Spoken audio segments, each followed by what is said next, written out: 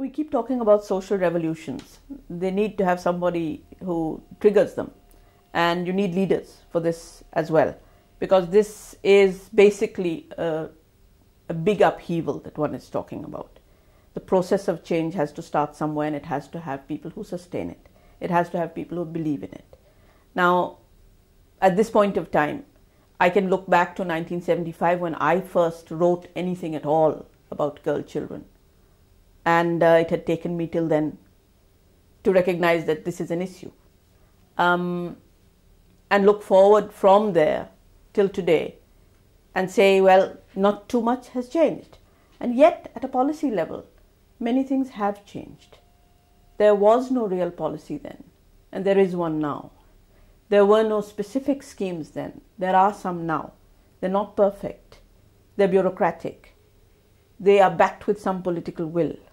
And one would imagine they are backed by a better vision than whatever guided us earlier on, when we didn't specify what we meant when we talked about social change for the girl child or social change for children. Children can't make changes for themselves. They need to be equipped to be people who can bring about change and who can make choices.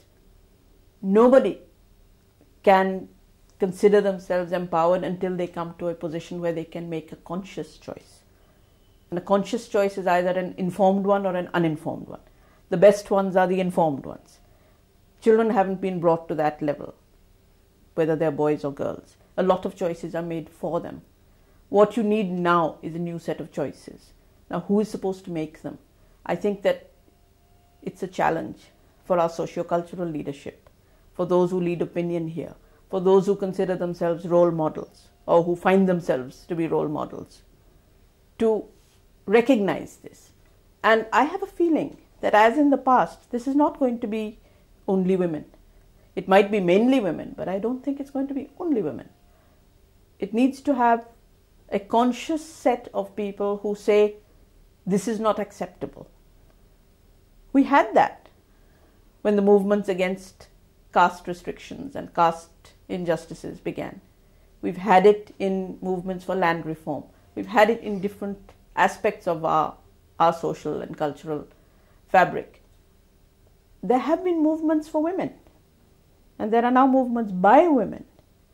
They're not necessarily addressing this status question, but this is one that I call a sort of a foundation issue. And anything to do with children is a foundation issue because it starts at the beginning of things.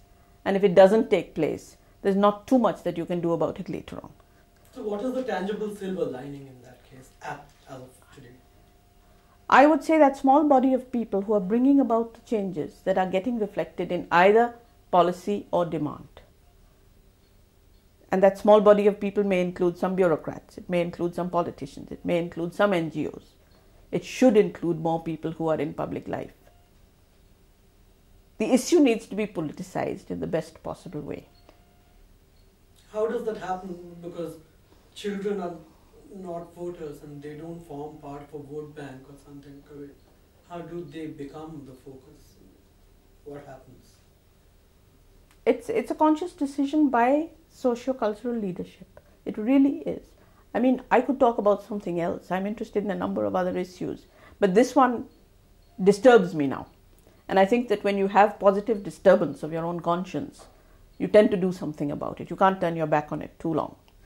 So this positive disturbance is being generated, interestingly, by certain government schemes. Interestingly, by some demands that are coming out of the human rights movement and some that are coming out of the child rights movement. That suddenly you have this large number of children who don't seem to make it. And India's statistics and its sort of indices of progress are never going to get respectable as long as this persists. So for whatever reason, there is this positive disturbance. But as I said, it needs votaries, it needs people who speak up.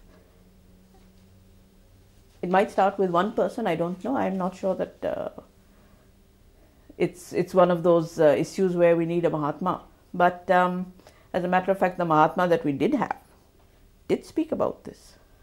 And also, even if you talk about the early 19th century or the early 20th century, there have been movements specifically addressing emancipation of women. We don't see enough of those charismatic people. I don't know whether they were charismatic or they were simply too dedicated, and we tend to read about them in history and nothing seems to happen any further beyond that. I think if something unsettles you, if something disturbs you in this positive sense that I'm talking about, and you have a sort of a discomfort with the way you see things, then you either give up or you make a noise about it. And I think that what I'm hoping for, and what I do see, is more people who are making noise about it. What I don't see yet, and what I think is the next piece that would give more silver to the edging of a number of very dark clouds, would be if somebody would connect better the women's question with the question of the child.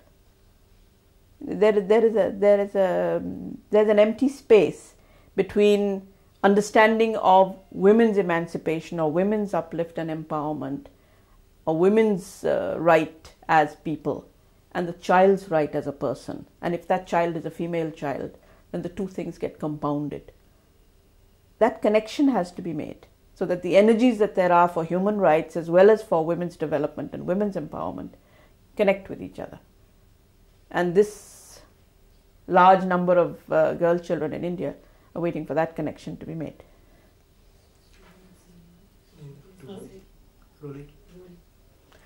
Perhaps I'm arguing for two things when I talk about the kind of action or the kind of initiative that needs to be put into redressing what has happened to the girl child all these years.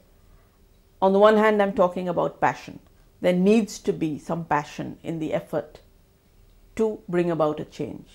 There needs to be enough passion to sustain committed action.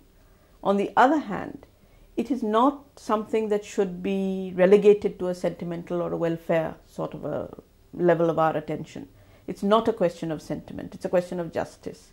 It's not a welfare issue, it's a development issue. And if we look at it in terms of economic returns, in terms of productivity of a nation as a whole, then I think that we need to base it on hard facts. So maybe one of the best services that those of us who are quite prepared to be passionate about it should provide is to help uncover the facts. The more we look at the facts, the hard facts about the status of the girl child, the hard facts about where denial takes place, how much of it is preventable, how much of it is social, how much of it needs for us to change our minds and in fact make informed choices ourselves, depends on how well we are informed. Because sometimes you tell people this is not fair, but it doesn't have too much factual backing behind it. So the argument needs to be based on facts, and the facts are there. They're waiting to be looked at. So part of the effort to even discover the possibility of a silver lining is to uncover the facts. Okay, thank you so much.